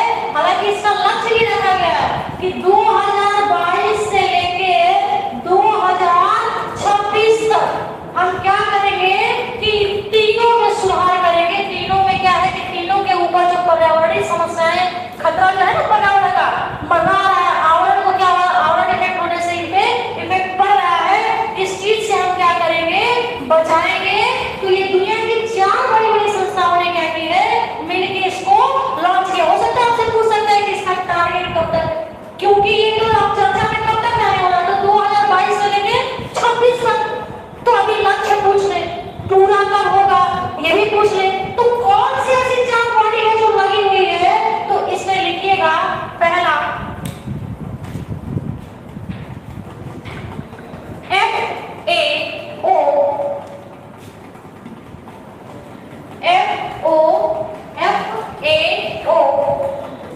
UN। फुल फॉर्म में लिखना है, जानते हैं नाम इसका, नहीं जानते? अरे इसको सम्मान भी मिला था, नोबेल भी। हाँ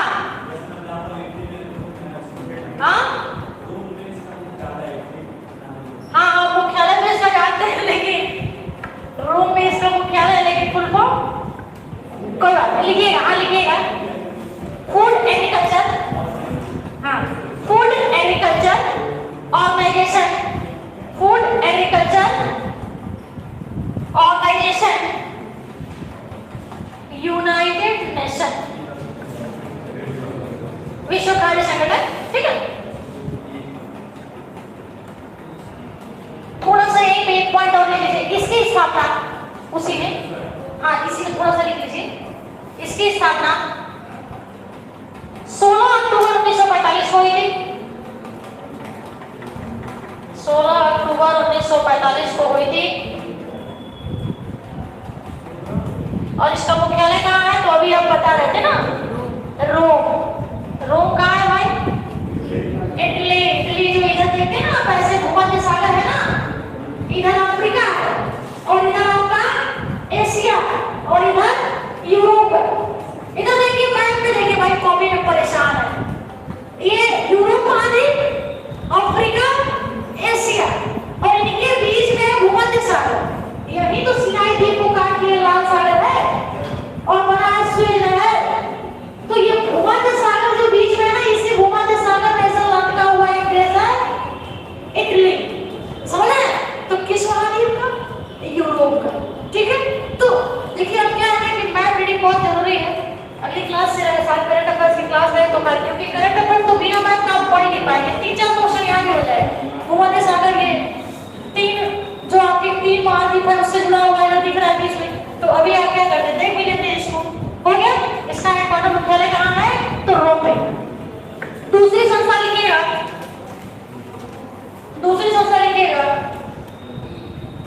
UNEP, UNEP,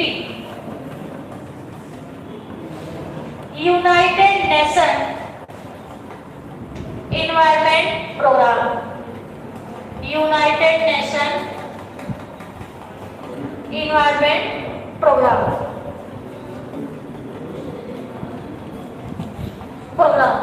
हो गया। यानी कि ये संस्था क्या करती है, तो पर्यावरण कैसे सुधरेगा, कैसे स्वच्छ रहेगा, इसका काम करती है। थोड़ा सा इसे भी लिख दीजिएगा।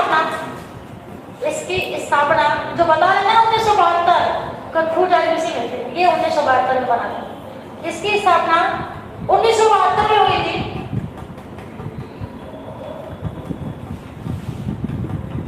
और ये कहाँ है, तो नैरोबी, इसका हेडक्वार्टर कहाँ है,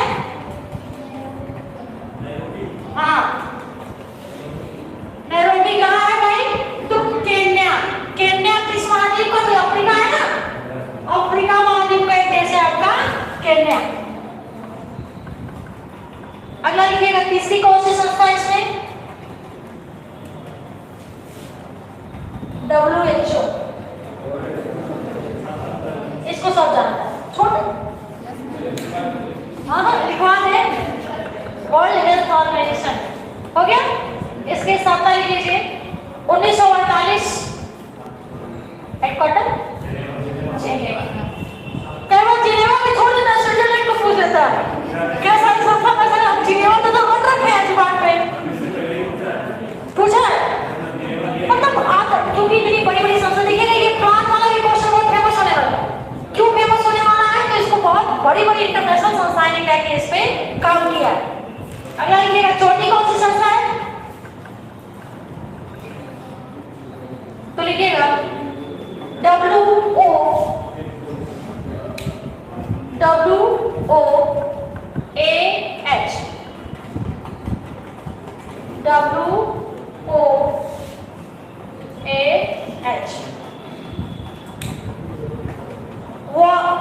world organisation animal health, world organisation animal health. यानी कि ये क्या करेगी, तो बस पशुओं से जुड़ी एक संस्था इंटरनेशनल लेवल पे, जो क्या करती है कि भाई कौन सा पशु या फिर पशु के स्वास्थ्य का ध्यान कैसे रखा जाएगा। ये पेरिस, इसका मुख्यालय जो पेरिस में है, तो ये काम करती है कि पूरे दुनिया के पशु जो है इनका स्वास्थ्य कैसे ठीक रहेगा, या फिर इनके स्वास्थ्य पे कैसे काम किया जाएगा, ये क्या करती है, ये संस्था है। तो ये चारों संस्थाओं ने क्या किया है, मिलकर प्रोग्राम को शुरू किया है। और देखिएगा कि भाई जो है क्या किया जाए, तो ये एक दो से काम लेगा, इनमें से क्या करेगा, समरोह करेगा। इसका लक्ष्य कब तक रखा है, तो 2026 तक, ठीक है। कहीं नहीं आप इस पॉइंट को भी छोटी छोटी संस्थाओं से जोड़ लिए। अब थोड़ा सा जब घर जाएंगे आप, तो बैठिए क्या क्या करती है, इसका काम क्या है संस्था, थोड़ा सा और भी इसको पढ़ लीजिए। तो हम आपके पास 4 संस्था, ऑनलाइन तो वही क्वेश्चन हो गया, लेकिन ये संस्थाओं से भी तो क्वेश्चन बनता है। जब संस्था को पढ़ लिया, तो संस्था तो नहीं बदलने वाली ना, तो संस्था आपकी जीएस हो गई और वो आपका क्या हो गया, करंट अफेयर्स हो गया। नेक्स्ट पॉइंट, हाल ही में प्रधानमंत्री द्वारा, हाल ही में प्रधानमंत्री और यूएन के चीफ, हाल ही में प्रधानमंत्री और यूएन के चीफ कौन है इस टाइम, एंटोनियो, कौन, गुटरू,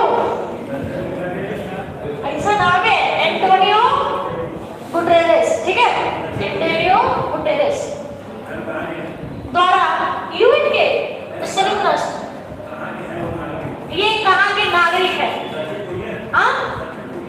कोरिया के, कोरिया के, कोरिया मतलब दोनों, दक्षिण वाला या उत्तर वाला, दक्षिण वाला, लिखिएगा इसे। और प्रधानमंत्री द्वारा, लिखे इसमें, द्वारा गुजरात के केवड़िया में, गुजरात के केवड़िया में नर्मदा नदी के किनारे, गुजरात के केवड़िया में नर्मदा नदी के किनारे नर्मदा नदी के किनारे statue of unity, statue of unity bracket में लिखिएगा लौह पुरुष सरदार वल्लभ भाई पटेल। तेज बोल रहे हैं क्या आप? ठीक है,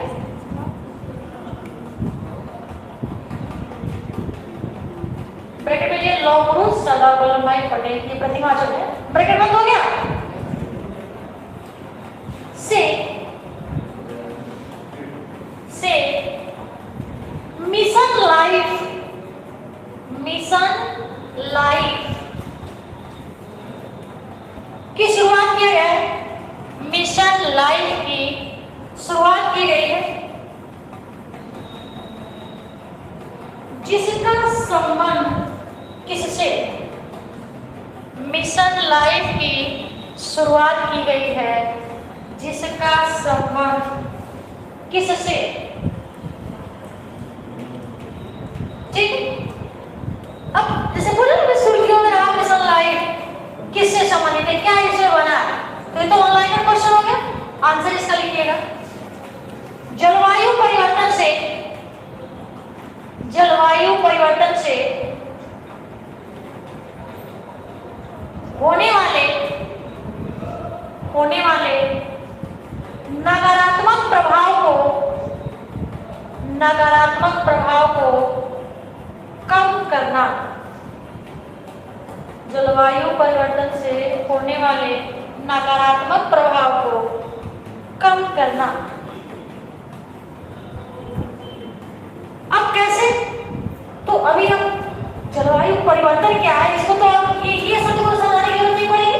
अभी आप देखते हैं कि भाई अभी क्या हो गया, जैसे अब तापमान का बढ़ा की मात्रा दरअसल जहाँ बुखार उसका बढ़ा तो तापमान बढ़ा तो या तो अचानक के बारिश हो जाएगी या फिर पूरा ग्लेशियर पिघल जाएगा तो बाढ़ आएगा, तूफान आएगा, यही तो हुआ। अब पूरी अफरा तफरी बनेगी तो पूरा हमारे क्या हो जाएगा, मौसम ही डिस्टर्ब हो जाएगा, जब मौसम डिस्टर्ब हम डिस्टर्ब हो जाएंगे। तो एक इंसान, एक मनुष्य जो है वो कैसे काम करेगा, तो एक मिशन चलाया जा रहा है जिसका नाम क्या भाई, तो लाइफ मिशन, यानी आप भी अपने लिए कुछ बचाओ। बाढ़ आएगा तो कौन फंसेगा, पृथ्वी फंसेगी। जो तमाम आपदाएं आप देख रहे हैं तो भाई कहीं ना कहीं ये क्या पृथ्वी अपना तो बैलेंस बना रही है, क्योंकि देख रहे हैं ना कि उसका क्षेत्रफल तो बढ़ नहीं रहा, जनसंख्या बढ़े जा रही है, जितने ज्यादा जनसंख्या बढ़ती जाएगी उतना आप बाइक चलाएंगे, तो खूब बाइक चलाइए, कोई दिक्कत नहीं है। जब बाढ़ आएगा ना तो बाइक के ऊपर उड़िए, पानी वाले में भी खूब दौड़िए, उसमें कोई दिक्कत है नहीं। तो आप बाइक खूब चला लीजिए, खूब धुआं निकले, उससे कार्बन डाइऑक्साइड, कार्बन मोनोऑक्साइड भी निकले, और धुएं की वजह से जब वायुमंडल में कार्बन बढ़ जाए ना तो दो चीजें, अगर वायुमंडल में कार्बन मोनोऑक्साइड बढ़ेगा तो कार्बन मोनोऑक्साइड जब बढ़ेगा तो कार्बन मोनोऑक्साइड करता क्या है, तो आप जो सांस ले रहे हैं ना तो जो ब्लड है उस ब्लड में आपका क्या पाया जाता है, हीमोग्लोबिन। क्वेश्चन तो सबसे ज्यादा ब्लड में क्या है, तो हीमोग्लोबिन। तो जो आपके ब्लड में हीमोग्लोबिन पाया जाता है ना, तो उस हीमोग्लोबिन में जो ऑक्सीजन की मात्रा होती है उसको क्या करता है, कार्बन मोनोऑक्साइड उसको सोख लेता है। अगर धुएं को आप सांस में लेंगे ना अपने अंदर तो हीमोग्लोबिन में जो ऑक्सीजन की मात्रा है उसको क्या कर लेगा, सोख लेगा।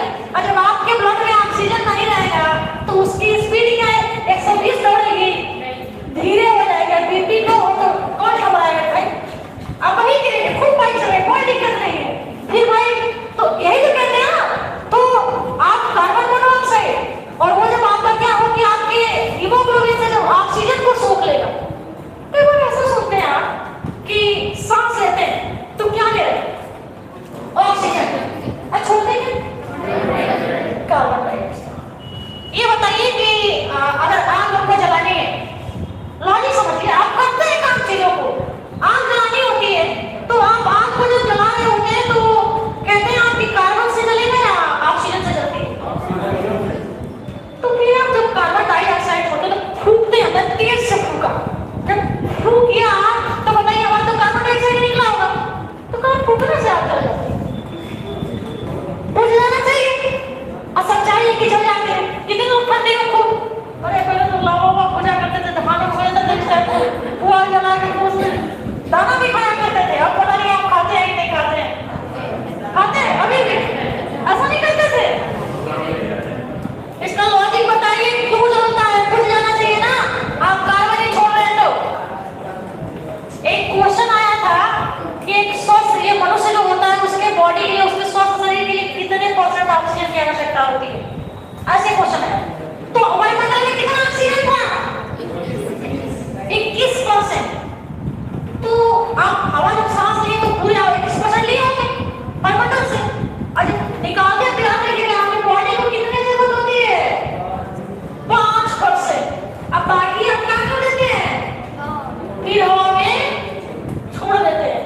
तो पूछ लें कितना % हम याद रखिएगा, क्योंकि मानते हैं कि कार्बन जो है छोड़ते हैं, कार्बन डाइऑक्साइड छोड़ते हैं, लेकिन एकदम रो में आप मत बोलते जाइए, थोड़ा सा समझिए ऐसे क्वेश्चनों पे। और याद रखिएगा कि हम बस 5% ऑक्सीजन लेते हैं, बाकी ऑक्सीजन को क्या करते हैं?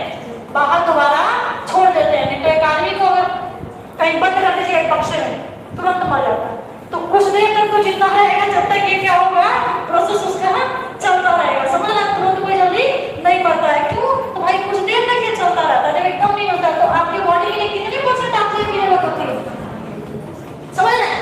इस प्रकार से एनवायरमेंट में जो चीजें घटित हो रही है, जो चीजें हो रहा है, वो कैसे हो रहा है, इसको थोड़ा सा ध्यान में रखते हुए आप पढ़िए। कोई हमेशा बोले कुछ जीएस में एक बात बड़ी अच्छी है कि कुछ भी चीजों को आप पढ़ेंगे ना, बिल्कुल मिलता है नहीं। अगर इतिहास पढ़ाते ना आपको तो बताते बाबर पंखे में पैर रखता था और सोता था, ऐसा कुछ बताते हम तो आप मान भी लेते। शायद पता नहीं, हमको नहीं पता कि वो क्या ऐसा था कि नहीं, लेकिन आप मानते कि नहीं मानते। लेकिन क्या इकोनॉमिक्स वैसा हो सकता है? ज्योग्राफी ऐसा होगा, क्योंकि हम पढ़ रहे ना सामने, हम करंट में भी चीज दुनिया और आपके सामने घटित हो रही है। तो थोड़ा सा फील करते हुए पढ़ेंगे तो डेटा आपको क्या होगा, अच्छे से याद भी होगा और आपके इर्द चीजें भी समझ में आएगी। क्लियर है? नेक्स्ट पॉइंट लिखिएगा। हाल ही में, अच्छा टाइम हो गया है क्या? किस देश के प्रधानमंत्री ने इस्तीफा दिया? कौन है भाई?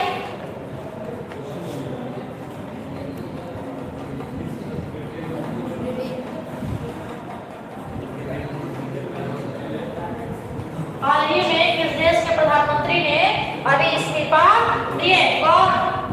Lease trust. ठीक है, कहाँ के प्रधानमंत्री है? महिला है? याद रखिएगा, तीसरी महिला प्रधानमंत्री है। समझ रहे हैं? और इन्होंने क्या किया अभी, और कहाँ की है? ब्रिटेन की। अभी जो आप कहते हैं ना उठता हुआ, देखिए को मैं भी बहुत दिक्कत हो रही है थोड़ी सी। मैं ये क्लास में मैं पढ़ाई करंट की क्लास होगी तो क्योंकि करंट में तो ये लाइन दिखाना होता है, इधर उधर पढ़ाना होता है। अब ये क्या है, तो यूरोप आज इतना एक्टिव है ब्रिटेन इधर, और ब्रिटेन का यहाँ देश है आपका, और ये है कि प्रधानमंत्री कौन है? ठीक है, और ये ही क्या है कि अभी इस्तीफा दिए। क्या रीजन हो गया? तो भैया अपने वित्त मंत्री को क्या करो। और रीजन था इसमें ऐसा नहीं है, जब ये प्रधानमंत्री बनेगी तो नतीजा था कि जैसे ही उन्होंने क्या किया कि 6 तारीख को प्रधानमंत्री की शपथ ली, वैसे ही 8 तारीख को क्या हुआ, तो ब्रिटेन की जो महारानी कौन थी, तो एलिजाबेथ द्वितीय जो थी वो खुद एक्सपायर कर गई। समझ रहे? तो उनके बाद फिर इन्होंने क्या किया, तो आर्थिक नीति तैयार किया, उससे देखा, फिर मिनी बजट आया, और उसमें भी सबसे बड़ी जो मिस्टेक देखी कि भाई क्या हो गया, तो टैक्स जो टैक्स था उसी में क्या कर दिया गया कि कटौती, टैक्स में ही कटौती। और क्या है कि उस टाइम में टैक्स में कटौती की गई है जब लोगों के पास पैसा ज्यादा, और उस कंडीशन में क्या करना चाहिए, टैक्स की कटौती आप कीजिए। या फिर किसी भी देश के लिए क्या है कि टैक्स लगाना अच्छी चीज है, लेकिन गवर्नमेंट पैसा ही नहीं लेगी आपसे तो आप इतनी मदद थोड़ी नहीं गवर्नमेंट को जाके दे देंगे। लेकिन उसकी भी क्या होती है कि लिमिट होती है, अपने जनता के विकास को कितनी कमाई है उस कमाई के हिसाब से जब टैक्स लगाया जाता है तो आप क्या कर पाते हैं, अच्छे से पे भी कर पाते हैं। समझ रहे? तो पॉकेट के हिसाब से लगाया जाता है। कुछ तमाम ऐसे रीजन है, आप देखिए क्या होता है, कौन बनेगा अभी, तो अगली जब क्लास रहेगी आपकी तो उसमें देखा जाएगा। आप ऋषि सोना को बता रहे हैं क्योंकि वो भारत के उम्मीद इसलिए भी है कि वो थोड़ा सा क्या किए कि इससे पहले मंत्रालय को भी संभाले देखे हैं थोड़ा सा।